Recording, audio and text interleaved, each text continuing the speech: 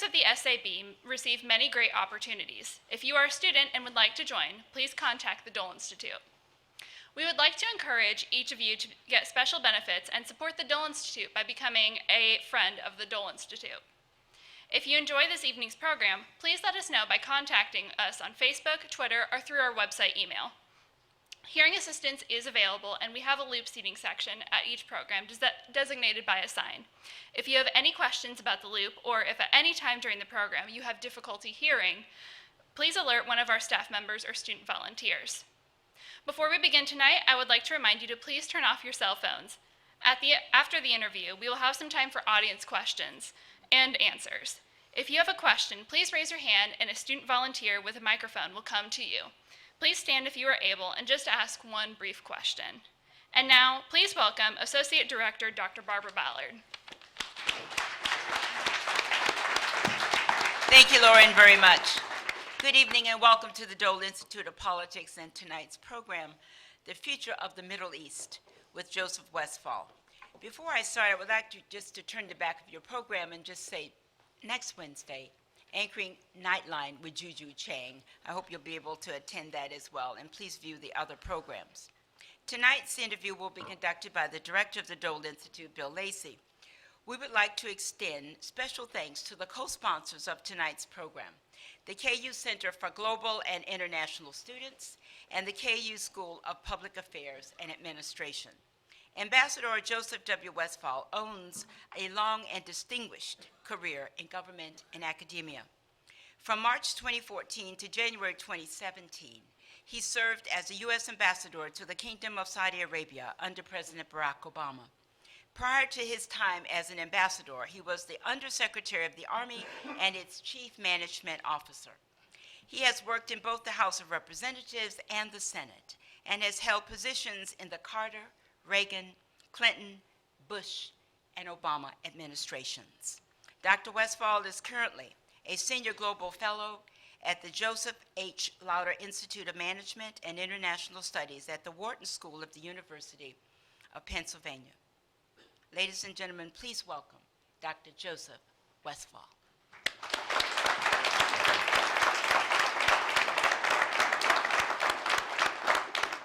Well, Mr. Ambassador, it's great to have you here tonight. Let's start off with an easy question. Tell us about your upbringing and your education and how you got interested in public service. Thank you, Bill. Thank you. And I have to tell you, I'm a little in awe of being in this room with surrounded by a great hero, Bob Dole, and I'm pleased to be here.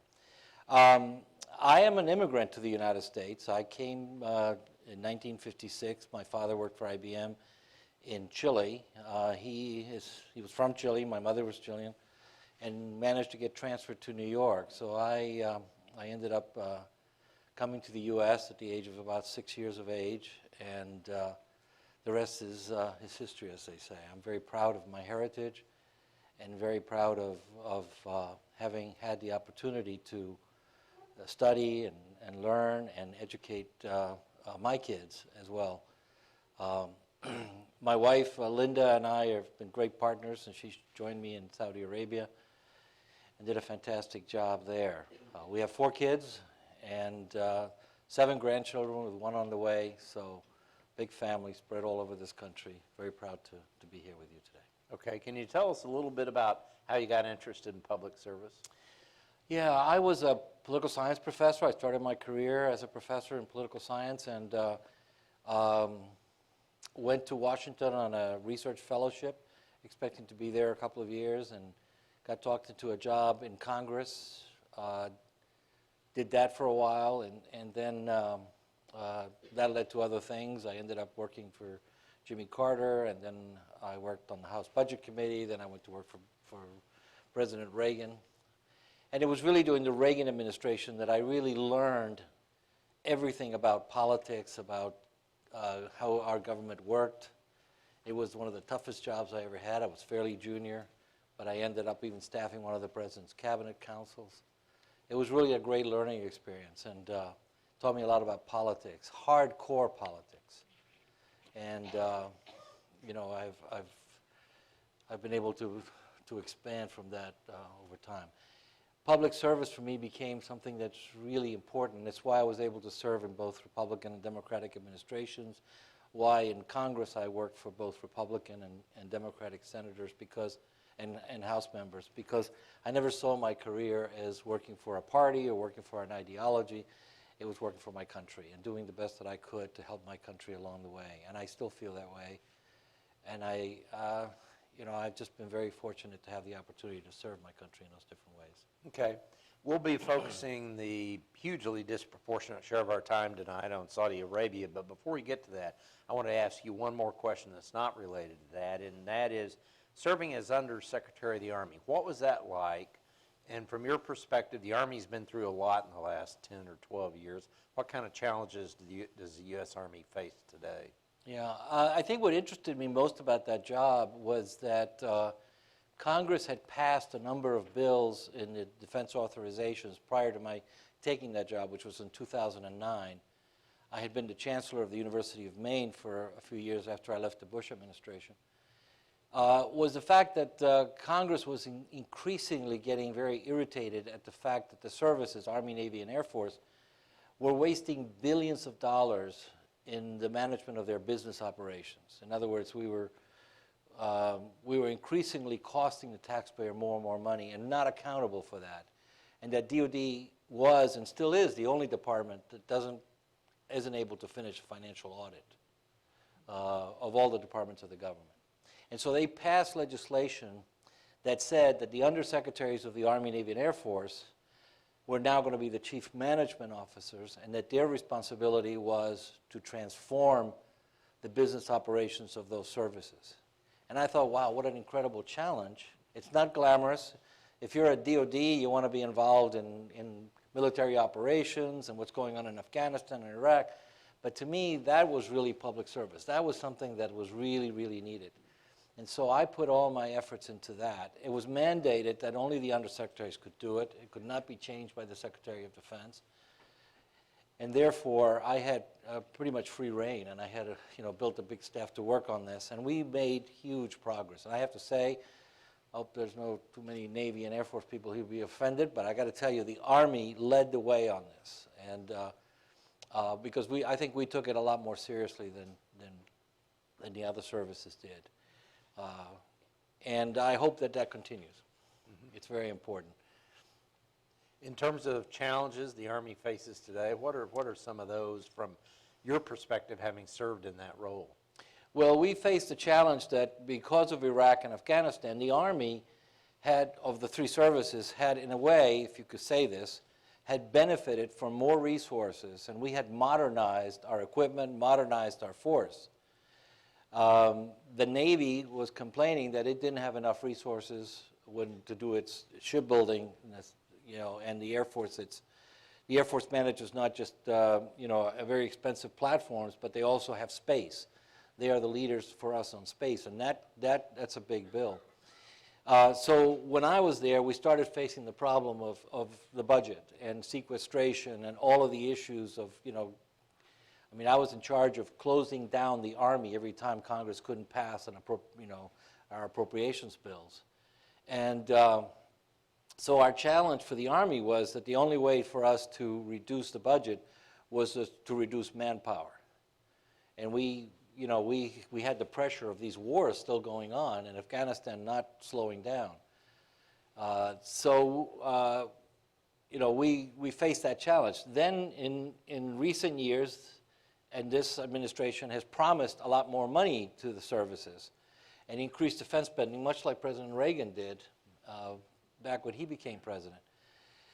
But the fact is that Congress is not necessarily agreeing with that. There's a possibility of even closing the government if they don't agree on certain policies in this administration. So the Army is again feeling the pinch of possibly having to reduce its size and not be able to maintain the kind of levels that are necessary to defend this country and to be proactive in so many parts of the world. So the Army is deployed in certainly in every continent, and it's just very strained that way. And so there are new challenges, and it just remains to be seen what Congress will do with the budget, what the President will do to support that budget or The latest thing I read today was that if there's no wall, money for the wall, he's going to veto the appropriation. So, Okay. Let's shift gears and go to the next topic. And there are a lot of folks here tonight who, we have faculty members, probably grad students, students who are very familiar with Saudi Arabia. There's probably a number of us, myself included, who don't know that much about it. So start by giving us kind of a broad overview of the country so that we all have kind of a basis of knowledge to go forward in this, in tonight's program. very briefly, it's a very young country, the first thing you have to know. I mean, it's a very, very young country. It really became a country in the 1930s, 1938. By then it became a country led essentially by a leader. It was very tribal in the past, and he unified the tribes through a lot of wars internally in the Arabian Peninsula. And his name was Abdulaziz. And soon after that, the United States was able to help in identifying huge oil reserves, helping them discover oil, which really, expanded the opportunities for Saudi Arabia. Then it went through a dark period where two things happened. One, oil prices, were very low, and Saudi Arabia was forced to, during the time of King Faisal, to reduce output, and that caused the embargoes here in the United States and so on. So that created a lot of tensions. And then a very interesting thing happened in 1979. You had the Iranian Revolution happening. The Saudis had relations with the Shah, and there was a lot of dialogue between them, but they still clashed. It's Persians against Arabs, and there was always some tension there. But they had relationships with Iran. And then when the revolution took place, there also was a major event that took place in Mecca, Medina, with the takeover of the Holy Mosque by a band of very ultra-conservative Islamist people who thought that the Sauds, the family of the founder, Abdulaziz bin Saud, were really not strong enough in their Islamic faith. They took over the Holy Mosque and held it for a long time, and in fact, it was a combination of the Pakistani forces and some French special forces that were able to eventually get them out and restore order to the most holiest site of Islam. That really shook up the royal family at the time.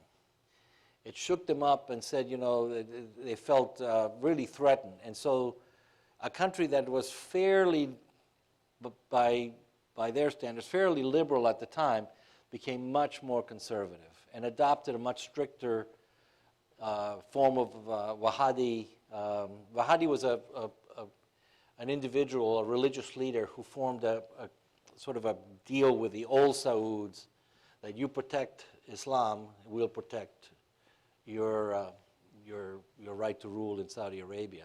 So they went back to a very strict Wahhabi form of Islam, and that created the issues that we have been fighting for since, with exportation of much of that very fundamentalist Islamic philosophy, and the most conservative country in the world in terms of rule of law, rights of individuals, and so on. So over time, the Sauds have ruled.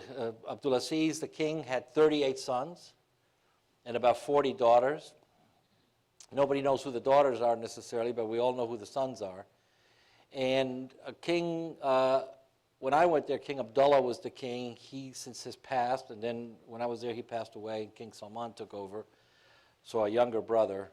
And now there's little possibility of anybody else. He's about the last remaining, and they've been handing now power over to the next generation. But his favorite son, one of his youngest sons, is the person that he has put all of his efforts into supporting for a future role, and it looks pretty close like he is going to be the next king of Saudi Arabia. If the king abdicates or should pass away. And what's happening today is, we can talk about that a little bit later.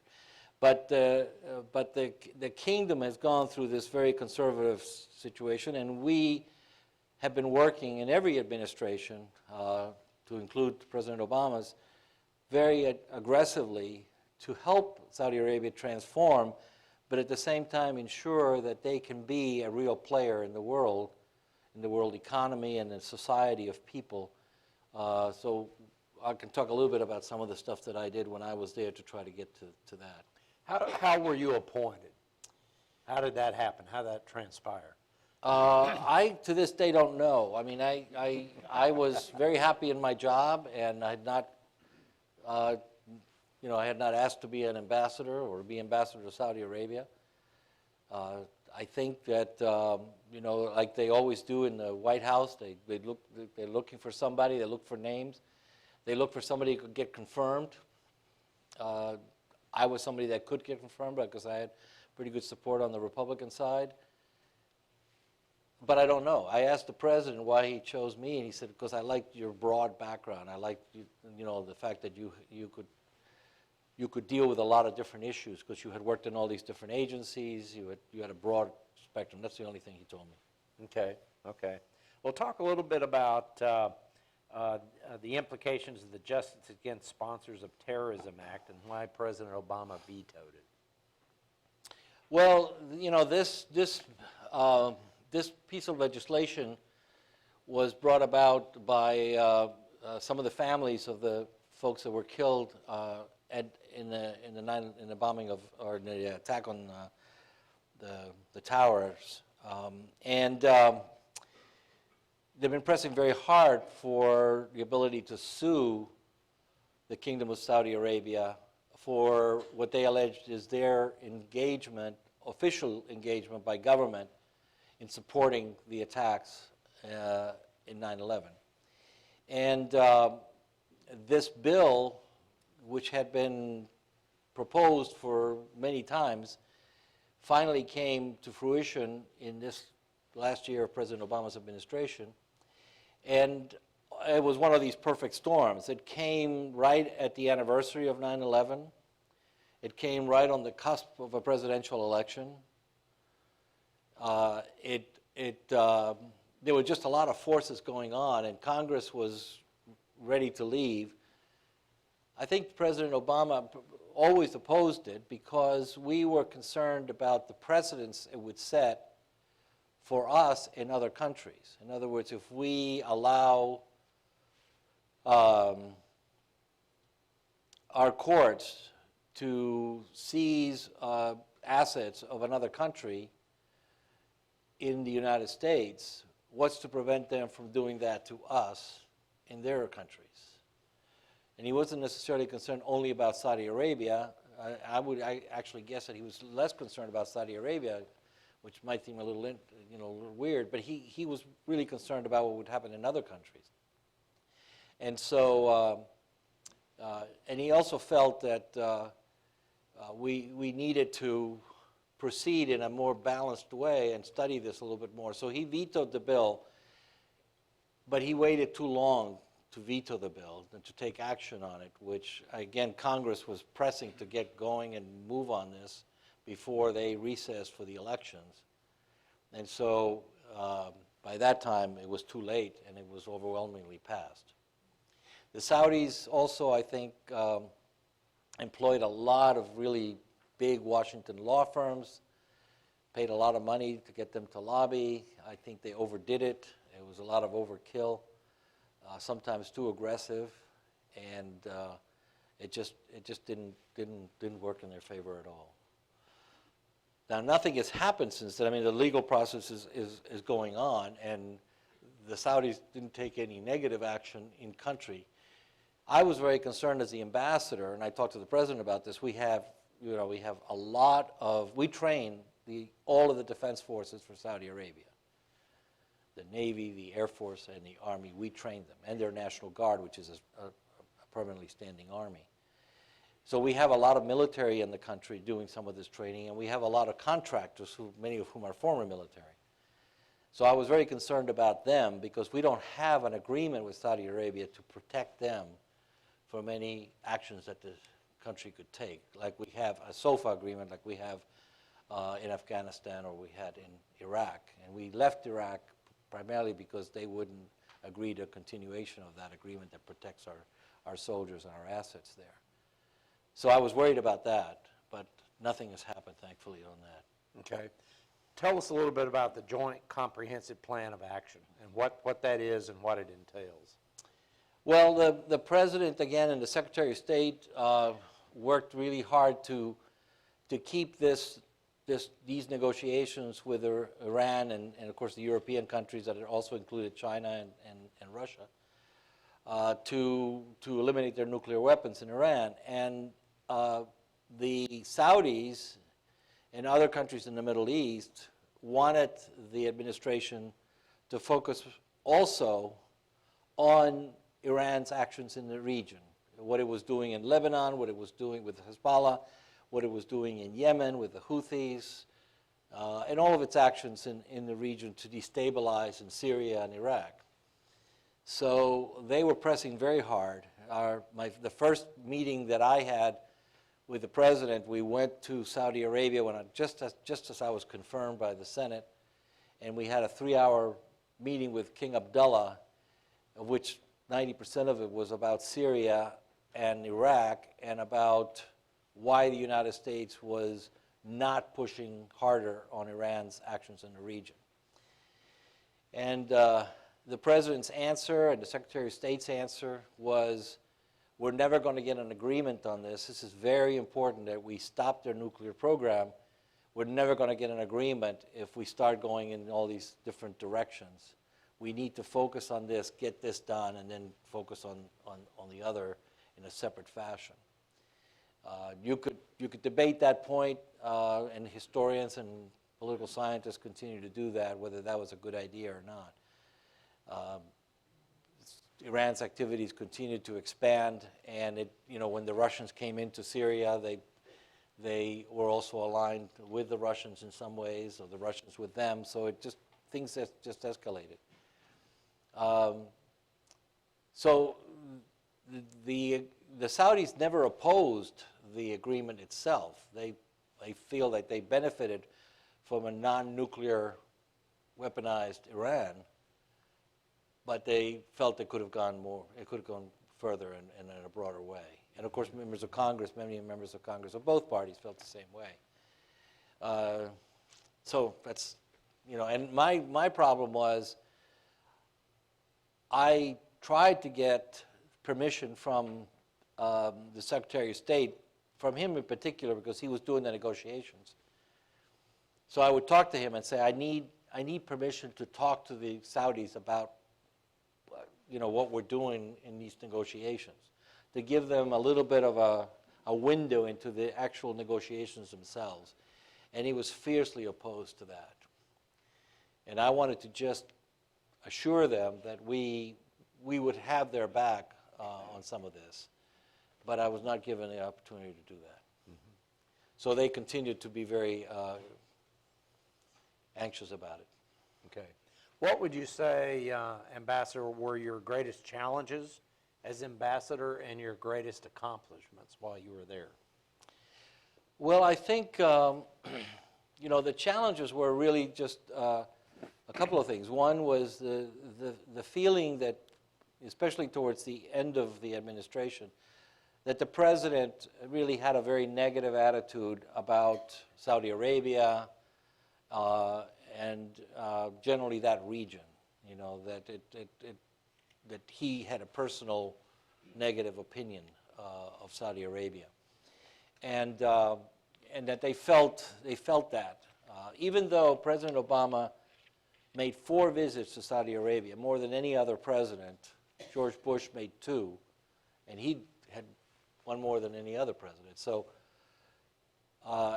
he's, the president spent a lot of time there, and he tried very hard. But he did, the famous article in the Atlantic was brought up. In fact, it was brought up in a meeting with the president and the king, where the king said to him, let's talk about the article in the Atlantic magazine where you said this, and that. And the president tried to and truthfully, though, he tried to say, listen, some of this was not, I didn't say this. The reporter kind of extrapolated what he thought I was thinking, And I think that's accurate to an extent, but they didn't buy that, and that was always one of the big challenges, to show them that at the end of the day, even if the president had those attitudes, and I don't think he did, but even if he did, that we're a big country, big government, lots of business. They were one of our biggest trading partners in the world. And you know, we wanted a relationship with them. We wanted a partnership with them.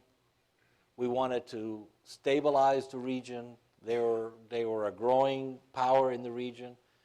So they were important to us, and we put a lot of effort into that relationship.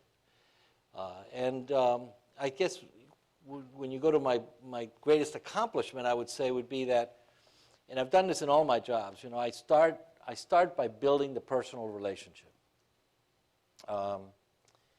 Early on, we got a cable in the embassy from the White House saying that I was supposed to go and ask for several $1 billion for, I can't remember if it was Egypt or Lebanon. And I wrote back to the national security advisor and I said, I'm not doing that. I am not going to tin cup this country. Bad expression, but this one that's used in the diplomatic world a lot. It is you're begging, you know, a tin cup. When we're the richest, most powerful country in the world, I'm not going to go begging for money. And if you really want me to do it, the president's going to have to call me and tell me to do it, or you're going to have to get a new ambassador. So I didn't.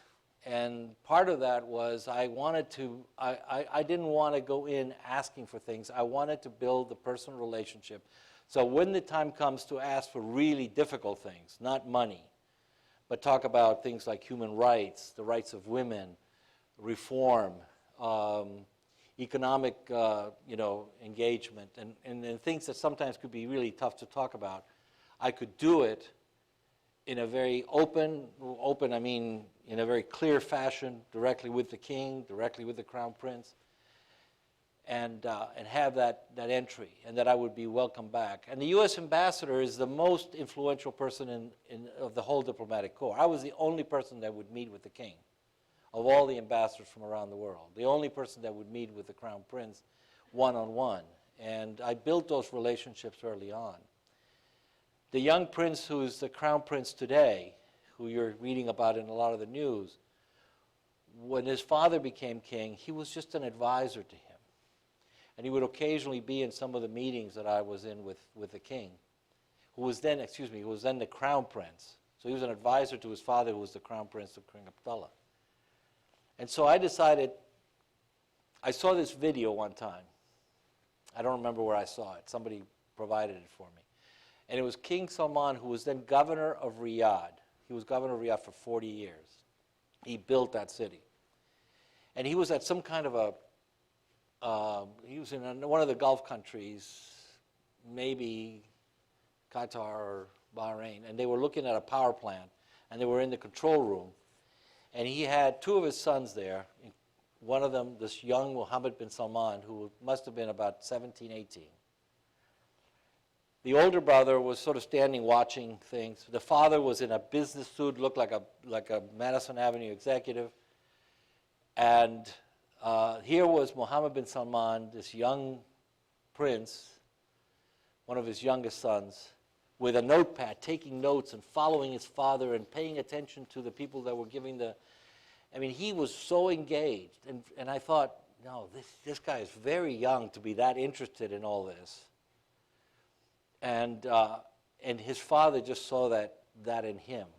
So I decided I need to get to know him. So I asked for a meeting with him, and I met with him. And we talked some very, very personal things. We talked about his family. We talked about my family. We talked about some of his habits and things like that. And I got to know him a little bit better. And nobody had asked ever to meet with him. And then we continued, and we became very, very close friends. And even today, although I have to say I haven't been able to necessarily reach him in the last couple of days. I think he's busy. We communicate through something called WhatsApp. So I'll send him a message on WhatsApp, and he'll respond. It's encrypted, so we both feel safe that we're not going to get into trouble. what's protected today. Okay. Well, tell us a little bit more. Let's backtrack in time for just a moment, for the sake of this question.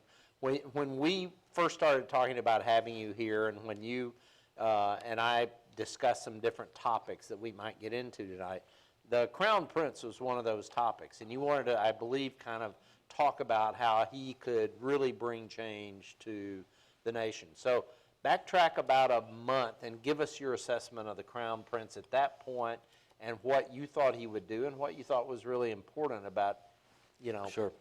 his plans. Well, what I didn't say earlier about Saudi Arabia is that when oil prices really came down, Saudi Arabia really felt the pressure here, because it is a country that was totally dependent on its petroleum resources. About 80% of the budget comes from oil. So you can imagine if 80% of our budget came from one resource, and that resource was reduced significantly, how it would affect our budget and our ability to function. That's what's happened in Saudi Arabia. Add to that the fact that about 60% to 65% of the population are under the age of 35.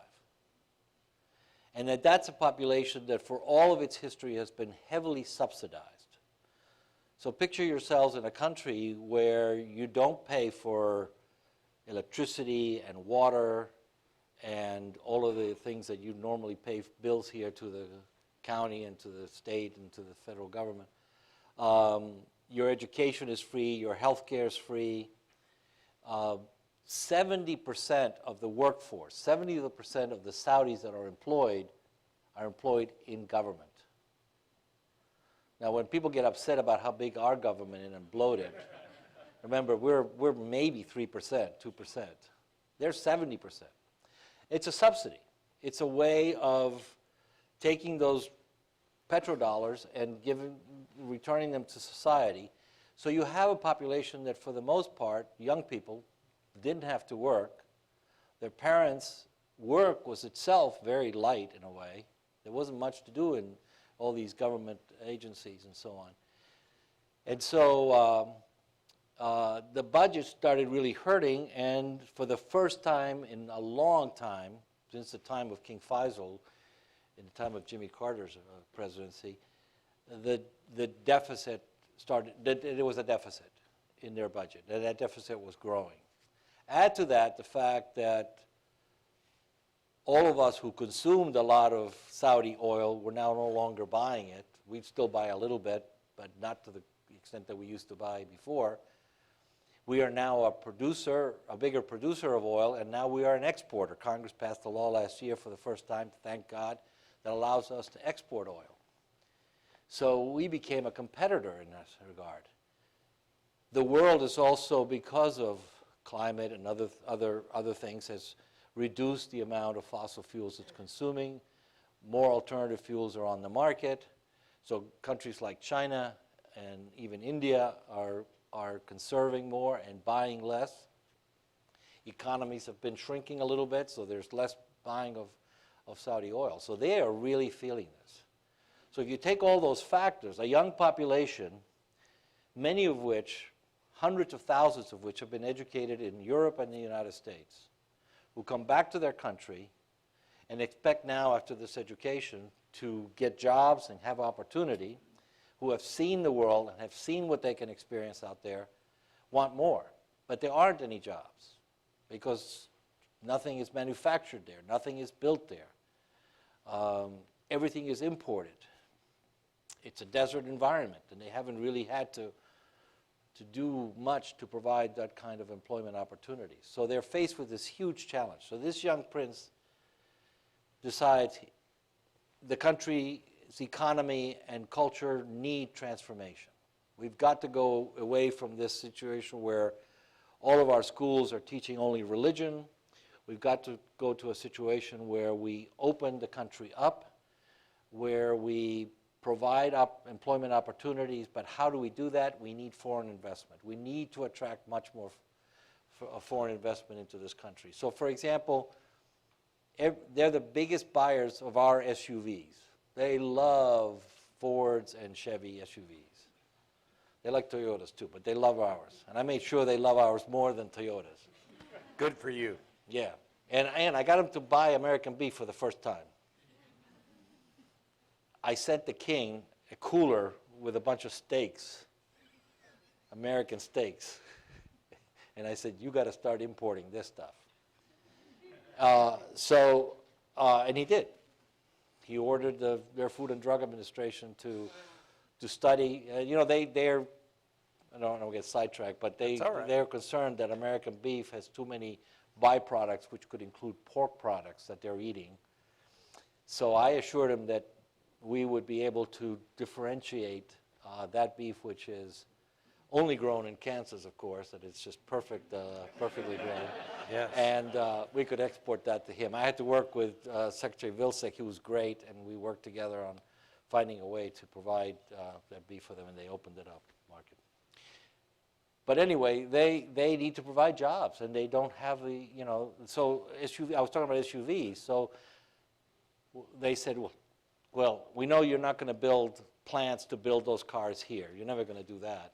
But can you build some of the parts? Can we start doing some manufacturing here so we can provide some employment and reduce the number of folks that we bring in from other countries to do all this work and give that work to Saudis? So American businesses have been starting to talk about this, and it's slow going because every country, we've got our president today, and I was doing the same thing when I was there. I was all about American jobs. I didn't want to export jobs to Saudi Arabia. And I made that very clear to them. I said, I'm going to fight for U.S. jobs, so I want you to keep buying. I want you to invest in the U.S. And I would bring delegations of Saudis to open up businesses here. So that's the challenge they face. And every country is going to be in the same boat. So they have a very big challenge. They have to transform their economy. They have to create job opportunities for the young people. They have to reduce the size of the government workforce significantly. And they are now starting to tax people. They're starting to charge for water, electricity. They've raised the price of gas. All of this is creating a shock inside the country. Okay, give us an assessment of what's going on there right now. The Crown Prince appears to be the person behind all of this change that's occurring. So just give us your personal assessment of that, and take as much time as you need to do that. Well, as I said, I got to know him very, very well, and I like him very much in some ways. He's a very, he's very hardworking. He's visionary in a way. He understands the issue. He's young. He was one of the few royals who was not educated in either Europe or the United States. He was educated in Saudi Arabia. And for a long time, I was the only one who knew that he could actually speak a little English, and we'd speak in English, But as soon as other people came into the room, he would revert back to Arabic, I admired his work ethic. I admired the fact that he was willing to risk, slowly, but risk anyhow, the antagonism of the religious community, because we kept pressing him, and he knew this had to happen, that they had to break away from this ultra-conservative religious domination of their entire culture. Women, for example, I used to say to him, I don't know any country in the world, and certainly our country, that hasn't been successful without women playing a prominent role in their economy, in every sector. You're never going to succeed if you keep women segregated, if you keep women from participating fully. And women in Saudi Arabia, much like in the United States, and I know this from being a university chancellor and provost and all that, women in Saudi Arabia are outperforming the men in testing, in their educational output, in their professional capacities. So women have to be part of your solution. And he understood that, not because I told him, but because he got it. He brought in a huge number of consulting firms from the United States and Europe to help him figure out how to do this transformation. Some of them were, I think, very good and very helpful. Others didn't quite understand the kingdom and the personality of the kingdom itself. But he worked night and day, and he worked his people really hard. And he was willing to then challenge. We had a situation where when I got there, the Batawa is a religious police that were out on the streets trying to supposedly educate people to the teachings of Muhammad and Islam. But they were mostly very abusive, particularly to women from non-Arab, non-Saudi countries, Asian women who were working there under pretty tough conditions. And I was worried about my American, we have a very large embassy, lots of families, lots of spouses.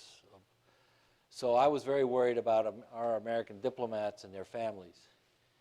And so I said to him, I said, look, if any one of my American officers or their families get abused in any way by your Matawa, we're done. I'm sending him home.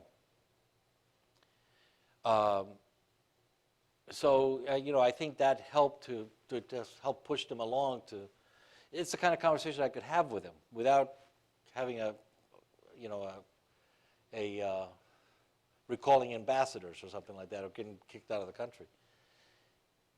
So he assured me this is going to happen. We're going to do this. And just a couple of months later, the Matawa were out of commission, basically.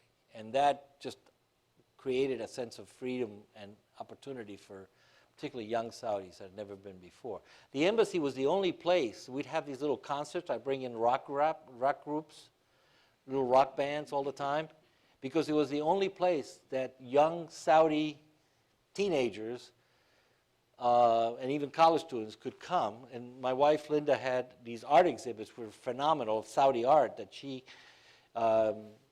engineered in the residence, and we would invite a lot of young Saudis to it. And it was the only place where they could be away from the police, away from the Matawa, and they could exchange phone numbers.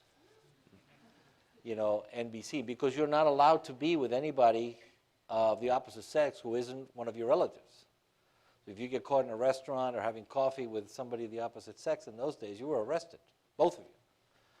So he's created that openness, and he's driven to that. And he wants desperately to have a great relationship with the United States. He's going to have relationships with China and Russia, but he wants a relationship with us. They trust us. They believe in this country. They understand this country. Many of them are educated here. He thinks the best opportunity for Saudi Arabia is in the United States, with the United States. Having said that, his actions have been aggressive, beginning with some of the acts towards the religious community. And I'll give you a couple of other examples that have been very, very important and that I applauded and worked with him and talked to him about.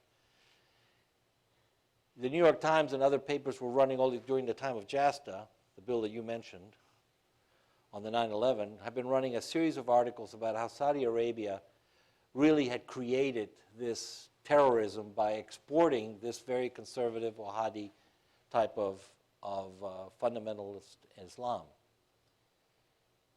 Building mosques, providing textbooks that really, were very, very negative towards any other religion, certainly towards Jews and Christians.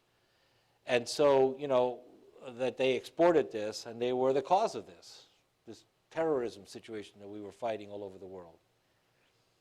And they didn't know how to get beyond this. The modern Saudi state rejected that idea and wanted to get beyond it, but didn't know how to do it. So we talked a lot about the fact that they needed to police this and needed to stop it. Needed to stop exporting those books, needed to clean up those books. If you're going to give textbooks to schools, then we'll help you, we'll review them, we'll work with you, we'll find ways to ensure that you do that. And you need to make sure that what these what your imams are preaching is not all this politics, death to America kind of politics. Not that they were saying that necessarily, but you know what I'm saying. So we worked with them a lot on this. And I brought a lot of experts in, and we talked to different ministries and so on. And so they actually, as I was about to leave, they actually made some important decisions. They decided, for example, that no imam who traveled abroad to a conference or to preach at a mosque anywhere else in the world could go without permission of the government. And that permission was, what are you going to do? What are you going to say? Show us what you're going to preach in these, to prevent this kind of, again, very jihadist kind of attitude on the part of some of the imams. And they actually denied some of them the right to travel. That created a kind of a shock within the religious community, as did when they shut down the Matawa. They also said, we're going to monitor what you are preaching in the various mosques. We're going to occasionally send people into the mosque to listen to your sermons. We're going to record some of them. And basically, you're there to preach the Quran and to preach religion and to talk about the goodness of Islam. But if you start talking about politics and you start these negative, very jihadist kinds of preachings, we're going to arrest you. So that was unheard of in the past. I mean, to even make that an open declaration was unheard of. So they've been trying to reform all of that. Having said that, now Mohammed bin Salman has, and the king, who's in his 80s, and I had a very long meeting with him when I left in January, about almost an hour long, and he was great, and we talked for about an hour on everything from Middle East peace to all kinds of other issues. But he's elderly, and he is, has some health issues. So I think it's time for Mohammed bin Salman to figure out, am I going to be able to succeed my father, or are there elements in this country that are going to oppose that because I'm going too fast against the conservative religious folks, or I'm hitting too hard on reform in these sectors. So I think he's also trying to consolidate power. Is he doing it, if I was advising him, is he doing it the way I think he should do it? Probably not. So he's both a reformist, but he's also trying to make sure that, in fact, the Salman family is really going to run Saudi Arabia. Not even the Sauds anymore, but Salman. His younger brother is now the ambassador to the United States, Khalid bin Salman, who's a F-15 pilot, a very nice young man, but a younger brother. So the family is sort of taking hold of governing in Saudi Arabia. And that's where we are right now. We're in this, people can't figure out exactly where he's headed. Now, he's arrested all these people. Some of them are very good friends of mine that I knew and worked with when I was there, ministers, members of the royal family, on the charges of corruption. And corruption has been endemic in Saudi Arabia. And the only ones who resisted that adamantly was the United States, where we have very strict laws in this country about any company providing any kickbacks at all to anybody in any part of the world on any contract. And we monitor that very closely, and if you get caught doing that in the United States, you get put in prison. So we were the only country that didn't do it, but I was going to name a country, but there's lots of countries that do that in Europe and Asia. And so there's been a lot of this, getting a contract and getting something under the table and amassing great fortunes. And so now they decided they were going to go after this and stop this corruption. And the Chamber of Commerce the business community was all for this. So these actions today are, in a way, to say we're going to stop this corruption. But I'll end with this point. They don't have the legal system to address this adequately. And when I would discuss human rights issues with them, and I got the okay from President Obama to do this, because our tendency was to go and poke them in the chest and tell them, how could you do this? How could you execute these people? How could you treat women this way and all that? And I said, Mr. President, you've got to have a different way to do this. And I think the way to do this is that they know they've got a legal system that is very antiquated and not working, and it's governed by religion. In other words, to be a judge, you have to be a religious leader. They need to break away from that. And the only way they're going to break from that is if we can help train prosecutorial defense attorneys, if we can train judges, if we can show them a way in which they can use Sharia law, not our Western common law, but use Sharia law to adequately provide rule of law in Saudi Arabia.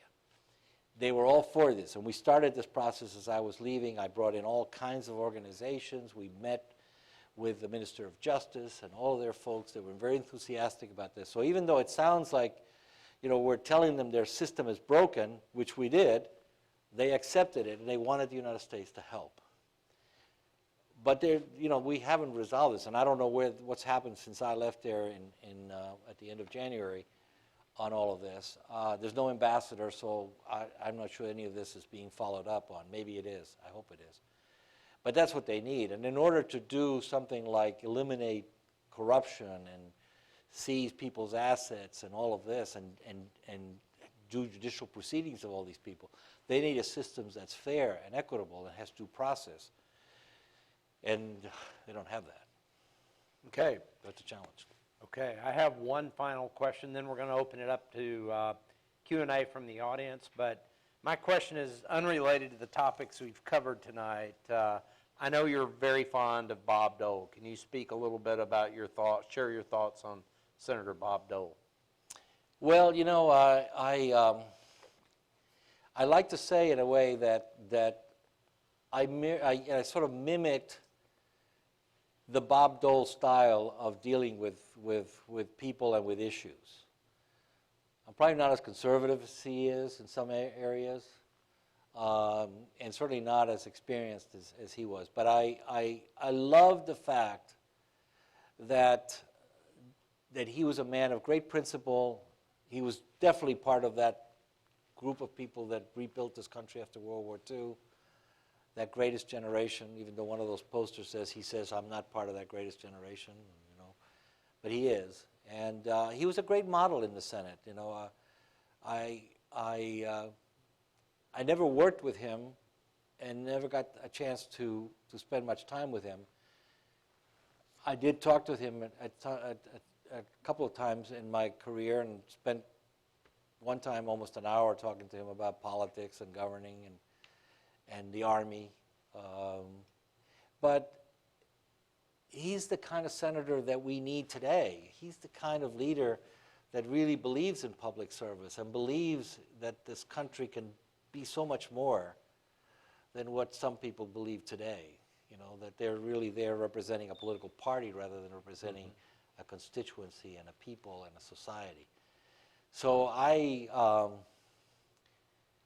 I'm hoping that you can clone him about 100 different ways and export him to every other state, because we need Bob Dole. He's a great American, and no matter how much he ages and how his future health will go, he's going to live forever in this country. And I hope that we will always remember the memory of Bob Dole, and that we need to do more to keep it alive. Okay, very, very good. We have two students, Claire and Eric. Are you doing this? Okay. If you have a question, raise your hand. Try to get their attention. We've got lots of students here tonight, so students, we want to hear questions from you guys as well. So we're going to start at the back with Eric. Hi, Dr. Westphal. Thanks for being here. I'm wondering if you speak Can you Arabic. stand up so I can see Yeah. who's asking the question? Hi, I'm wondering if you speak Arabic and if you think it's important for the ambassador to a country to speak the language that they are the ambassador to.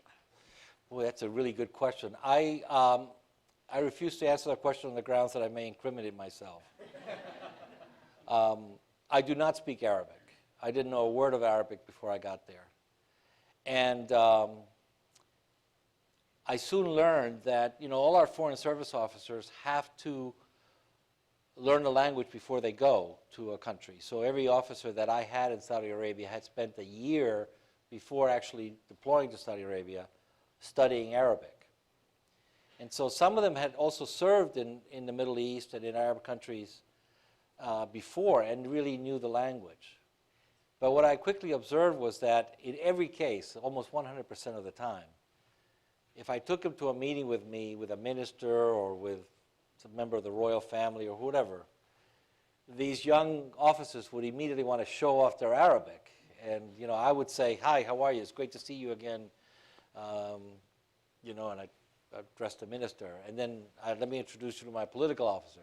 And the political officer would go up there and say, "Salam alaikum," and, we would start in Arabic. And the minister would go, "Nice to know you. Thank you very much." And so what happened was, because they have to go spend a year learning the language, I needed these officers, we'd have rotations, and I had my officers starting to leave, and I needed, my economic officer, political officer, I needed them here, and they were over at Foreign Service Institute learning Arabic, and I said, forget it, they don't need Arabic, nobody wants to talk to them in Arabic. So I have a very Neanderthal approach to this. I'd rather have the officer there, because almost all the people we interact with know English very well, and they actually don't want to speak to us because our Arabic is not that great. Okay, we have a question right here.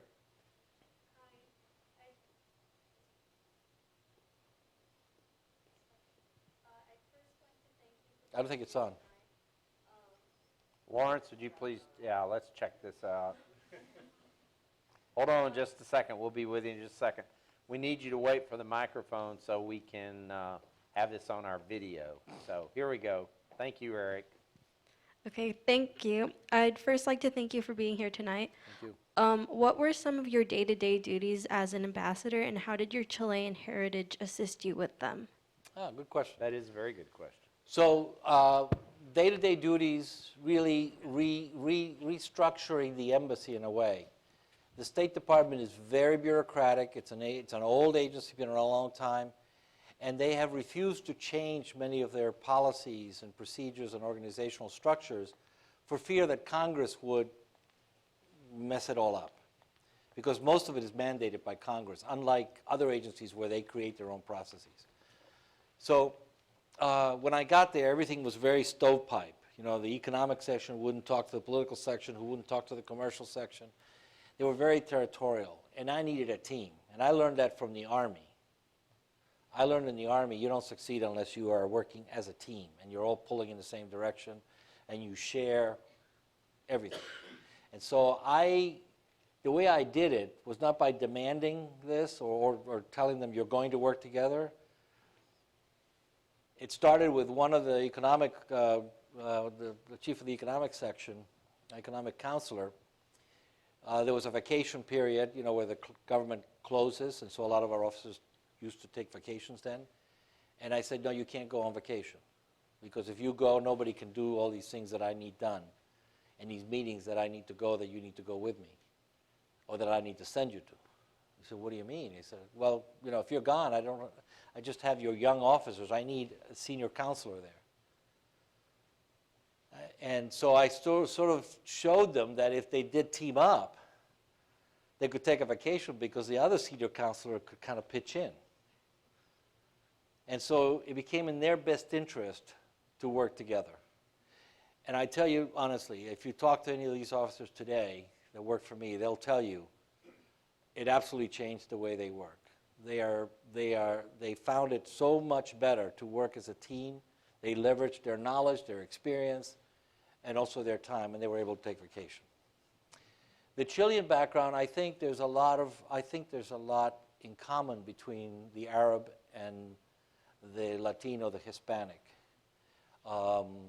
particularly when it comes to family, when it comes to sort of a love of our culture, and the thing that I said at the beginning, which is that I need to build those personal relationships, based on trust. So the Saudi, and I don't know if I can generalize about all Arabs, but the Saudi is extremely genteel. I would have cabinet secretaries come in and they would have a conversation with a minister, and then they'd come out so happy.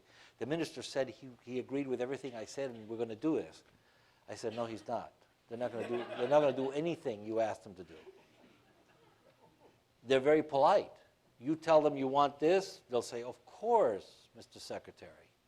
But they have no intention of doing it. All right? I was able to get to a point where I would say to them, you got to be honest with me. I will be honest with you. I will never lie to you. Yes, there are things I can't talk to you about, I can't tell you about because of, they're secret or confidential in our government. But what I can tell you, I will tell you. And so we established that, and I think that sort of personal relationship helped immensely. And I think that's kind of my background. Okay, great. Question back here. Thank you for joining This us gentleman today, had a question Mr. too. Ambassador. Earlier in the program, you mentioned that you'd served under a variety of presidents from a broad spectrum of political ideologies. And my question is, in today's time of political polarization, how do we instill the same sort of public service mentality in our up-and-coming people that want to serve in ambassadorial roles and other roles in the government? Yeah. Well, I think what Bill asked before, early on, about public service is something that a lot of people have forgotten, that they are there to serve their country rather than their party or their ideology or whatever particular interest they have at hand. And it's amazing to me, for example, that, and I had these discussions with John Boehner when he was Speaker. I had long discussions with him over lunch about the fact that he would never bring a bill up in the House of Representatives unless he could have 100% of his Republicans voting for it and could pass it only with Republican votes. And I said to him, well, you didn't need to do that. You could just negotiate a little bit with some Democrats. You don't need all the Democrats, but enough Democrats that you could pass it on a bipartisan basis. And, you have now these wings in the Republican Party that don't even allow you to get a bill passed by your overwhelming majority. So there's something crazy going on about the way that this politics is working. And I think there are two things that I believe need to happen. One is, not everybody agrees with me on this. One is we need to bring back earmarks. So an earmark is where a member of Congress will put something in a bill to benefit their community or their constituency. Build a bridge in Lawrence, or expand, build a dam here, whatever it is, whether it's a public works project or a grant to the University of Kansas or whatever, right? Why, that was considered pork, and everybody, including the Democrats, leadership went against it, and now it's forbidden. So what has happened is that if I'm a member of Congress and I want to do something for my constituency and my community, which is how the House was, formally founded by our framers of the Constitution, who believed that this was the role of a member of the House of Representatives, the sort of the House of Commons, that if I can do that, then I go to my colleagues on the other side of the aisle and I negotiate with them. I say, Bill, I got this bill that I need, for my constituency. I need your help on it. And Bill will say, well, I don't know. I'm not sure I like this bill. But I Joe, need a new school. But Bill needs a new school. All right, Bill, I'll help you with your bill if you help me with mine. Let's get our staffs together to work together. Those things that I just said haven't happened. I used to write speeches for Tip O'Neill when I worked in the Budget Committee. And I would deliver those speeches every morning. They were speeches attacking the Ronald Reagan budget. And I went to work for Reagan after that. And so I'd spend a lot of time writing these speeches. They were short speeches, 1 minute. And then he would give them out to members of Congress. I would deliver those speeches at 8 o'clock in the morning before the House session would start. And where did I find the speaker almost every time? Sitting in he had a little room where he had coffee a little table and some chairs and all that, little coffee room, sitting there with Bob Michael. Bob Michael was a Republican leader. The speaker with Bob Michael having coffee almost every morning. I will tell you, you can ask every speaker since then, that has not happened to this day. There's something wrong with our system when the Speaker of the House and the minority leader don't get together and discuss policy. Those were the Bob Dole days. That's gone. So you bring back earmarks, the magic word is our staffs will work on it. Staffs don't even talk to each other. I see members of Congress passing each other on the hall today. They don't even salute themselves, each other. They don't even say hello. It's just it's unbelievable. So earmarks is one thing that I would bring back. It involves trading and negotiating and going across the aisle. It also involves members of Congress traveling together. So if Bill and I travel together, we're likely to take our wives on our trip. And they're likely to get to know each other and probably get to like each other. I hope you like each other now. And what happens is, it's going to be really hard for me to get on the House floor and insult Bill or say some of the things they say about each other today on the House floor. When I've traveled with him half across the world, we probably drank a lot of whiskey, and our wives are good friends. So you need to build those relationships across the aisle. Every delegation that I had come to Saudi Arabia in the 3 years that I was there was of one party or the other. Never were they together. And then the second thing that I think is absolutely critical is you got to get the money out of politics.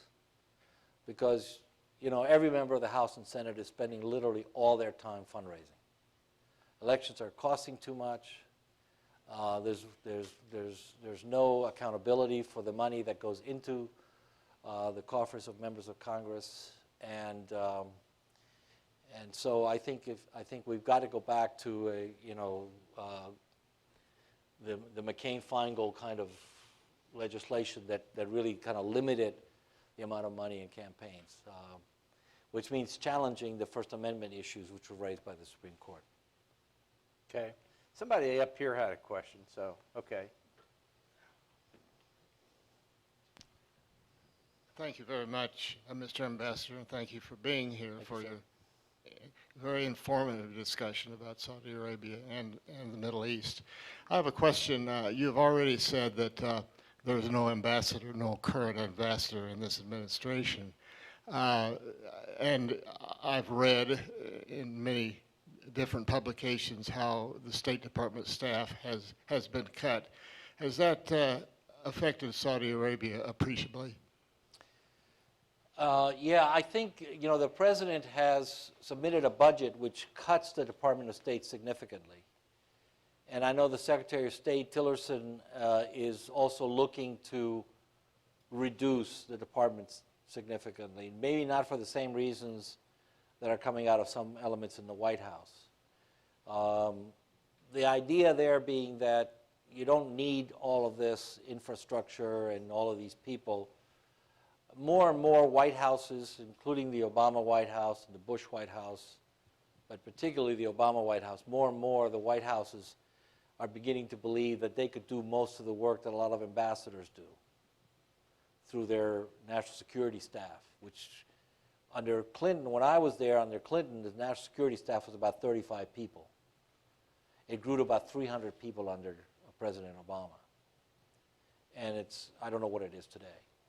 So they don't feel that they need ambassadors, that they can do a lot of this direct negotiations. The problem is that a relationship between two countries, especially two important countries like Saudi Arabia and the US or any of the other large countries, are so extensive in so many areas that you need an ambassador and an embassy to be supporting US trade, supporting relationships in terms of education, in terms of health care.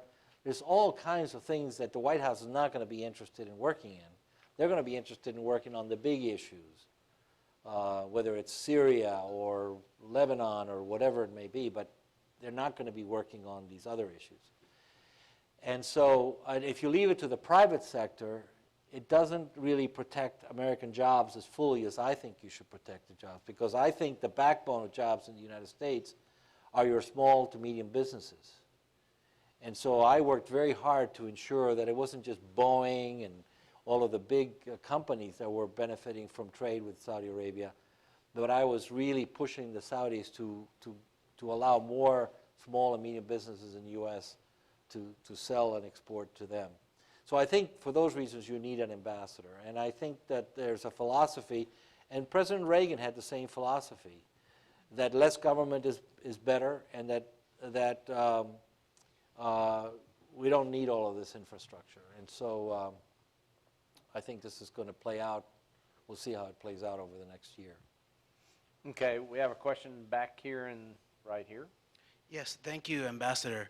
In context of destabilization in the Middle East in relationship to our American national interest and security, would you comment on this increasingly apparent relationship between Saudi Arabia, Solomon, Israel, Netanyahu, and the United States, Trump, Kushner, in relationship to potentially pursuing aggressive warfare against Hezbollah in Lebanon and Iran, in relationship to the clean break doctrine in the 90s from the most extreme American neoconservatives like Richard Pearl, Douglas Feith, the Wormsers, who wrote a paper for Netanyahu for his first year about destabilizing the region. And just this comment on this Bill and Kathleen Christensen, the former CIA analysts who have called out the neoconservatives' dual loyalties. Would you address that? Thank you. Okay. Well, I think that when I left Saudi Arabia in January, I was actually feeling somewhat optimistic about the region. We were making real great strides in fighting ISIL. We had put a lot of pressure on Saudi Arabia vis-a-vis Yemen to reduce its operations there and reduce the casualties and try to bring about some negotiations led largely by the United Nations. And there was a United Nations representative there that was doing a fantastic job. And we were working very, very closely with the Saudis and him on that. Lebanon that had been a real mess for years and years was finally had a government, a coalition government that was beginning to settle things down. Yes, Hezbollah was part of it, but the country really changed dramatically. I mean, we weren't allowed to send American foreign service people or their families into Lebanon because of the danger, and that all changed. The country was moving in a positive direction, given the strife it had been under. The situation with Iran had been awful when the Iranians burnt the Saudi embassy, and so one could say that just was getting worse and worse. There were episodes where during the Hajj, Iranian pilgrims were killed in a stampede one year, and the Iranians accused the Saudis of actually premeditating this. But then I saw a little bit of a possibility of a thaw. I actually even think today that we may see a day in the future with Mohammed bin Salman may actually ease relations with Iran, exchange ambassadors. Again, when I was there was an Iranian ambassador in Saudi Arabia, and Saudi Arabia had an ambassador there. Then they broke relations and everything went south. Iraq is another place where I worked really hard to get them to help Iraq. They saw Iraq as a tool of the Iranians. The Shia groups in Iraq were an anathema to the Saudis and to the Sunnis. But I worked real hard to say, you need to help Iraq stabilize. They are your neighbors, and you need to help them stabilize. And to fight terrorism, and also if you want a separation between some of the Sunni efforts there and their ability to grow and foster from the Shia elements coming out of Iran, you need to support the Iranian government, even though it is led by a Shia leader. And so we did, and I even facilitated a trip with the foreign minister to go meet with the foreign minister there, and they actually opened an embassy, and things got a lot better. They opened the border, and Iraqis could now travel across.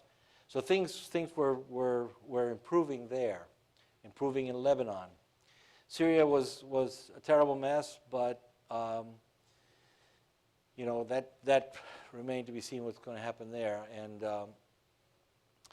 so when I left, I met with the king, and I'd had many meetings with him, and we talked a lot about Middle East peace. And in this last meeting, I talked with him for probably about 30 minutes of the almost an hour that I was with him about Middle East peace. And I did not have to encourage him on this. He said to me, he said, "Ambassador, we believe in the three prophets, Jesus, Moses, and Muhammad. And we believe that Islam and Christianity emanate from Judaism.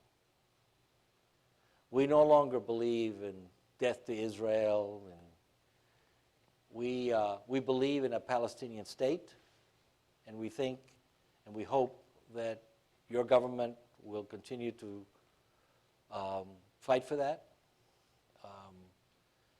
So I think their position is what I just said. They would like to see a Palestinian state. They would like to see the relationship with Israel moderate. They don't exchange ambassadors. They don't have diplomatic relationships. But things are dramatically different than they were, let's say, 5-10 years ago. Not because of anything I did. I think just events have transpired enough to make that happen. So I left with somewhat of some optimism about the future.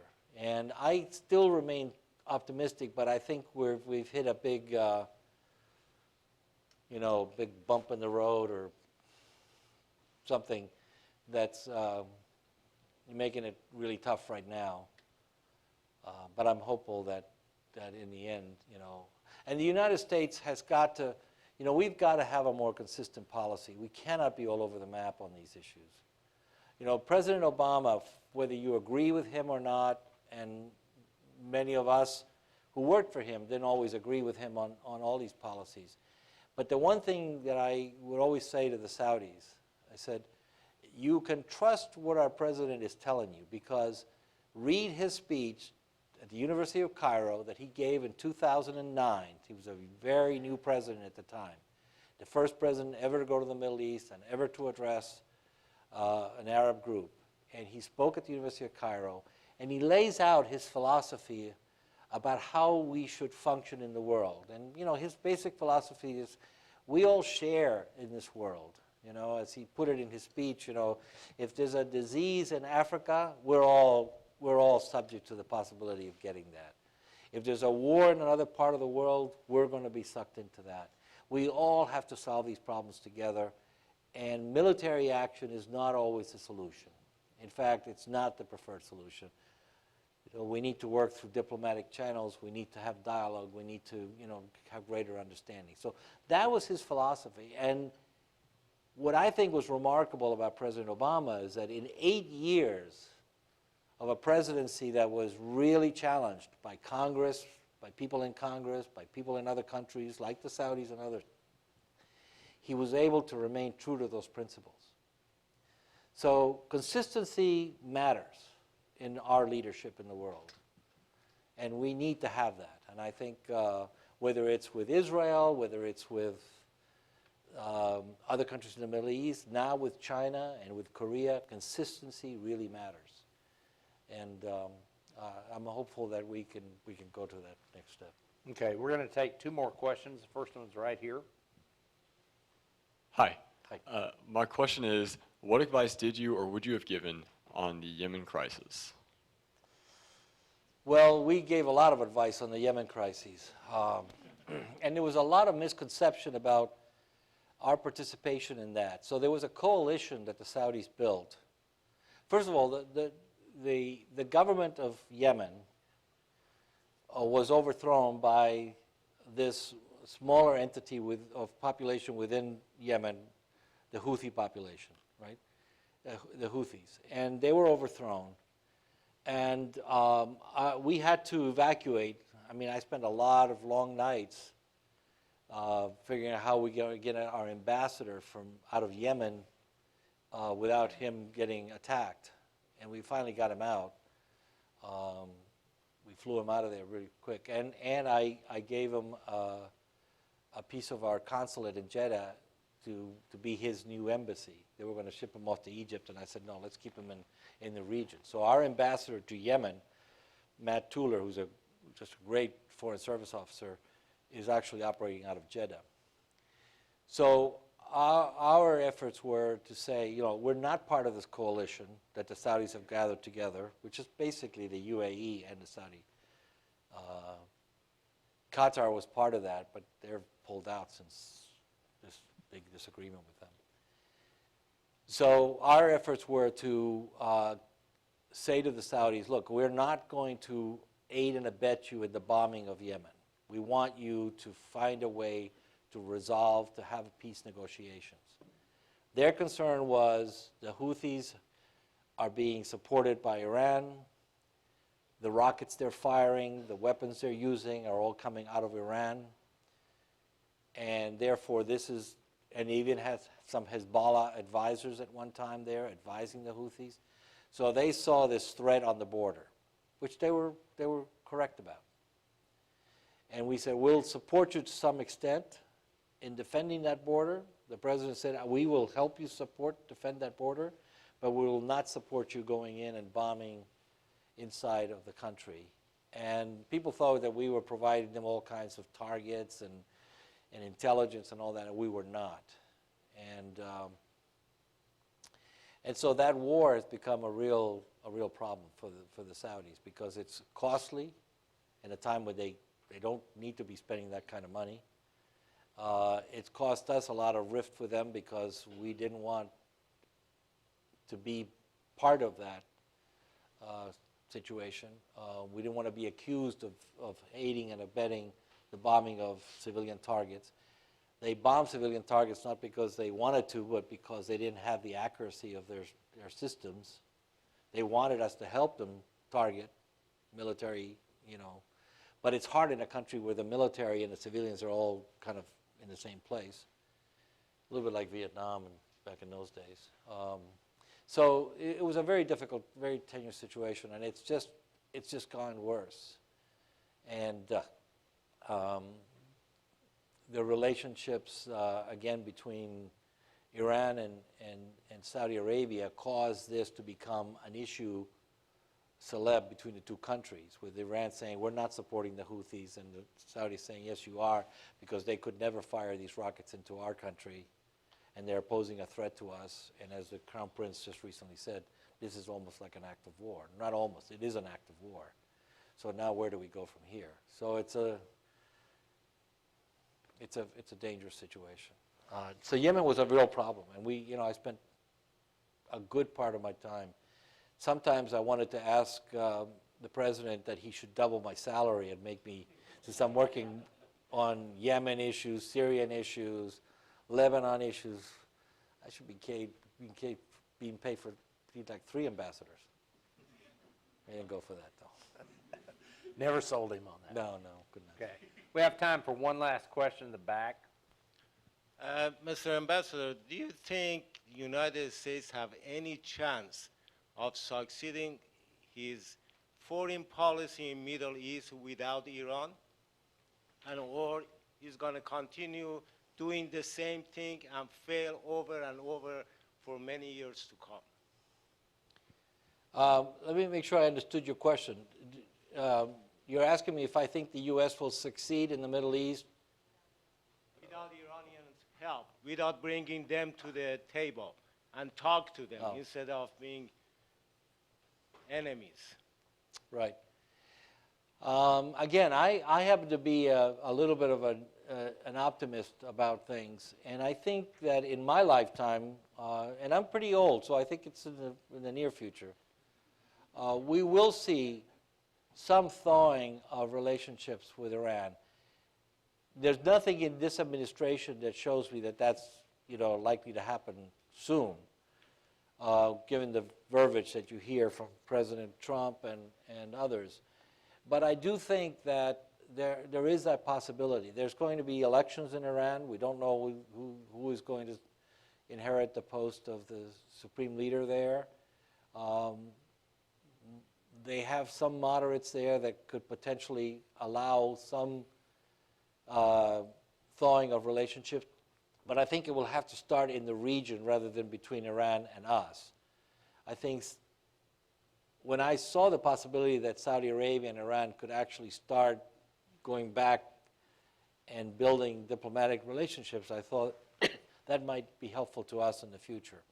Now that's all broken apart, so I don't know. But I remain optimistic that hopefully in my lifetime we'll see some of that happen.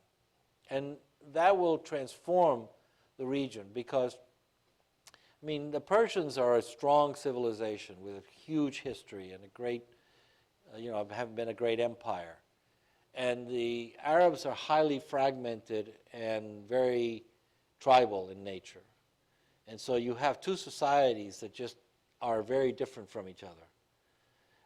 As the Arab world, if the Arab world could become more consistent, more united, working together better, we might see some equivalence there.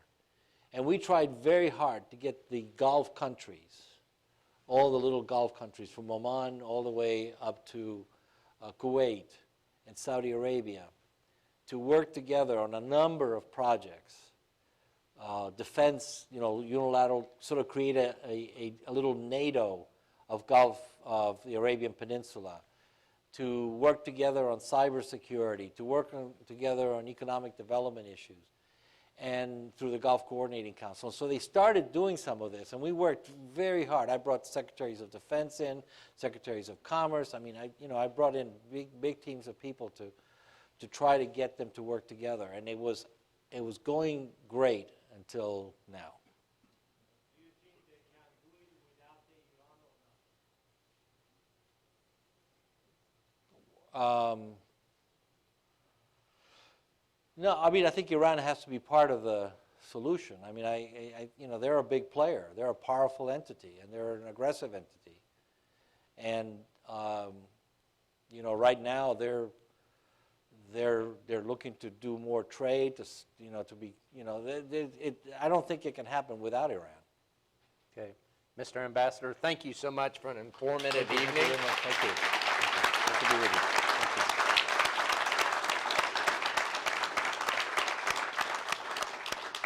Thank you all for coming out. Hope to see you here next week for Juju Chang from ABC News. And on December 5th, am I right, Clara, the 5th, we'll be having our Student Advisory Board program on single-payer health care. We'll have two sides of that issue, so it should be fascinating. Thank you all for coming out.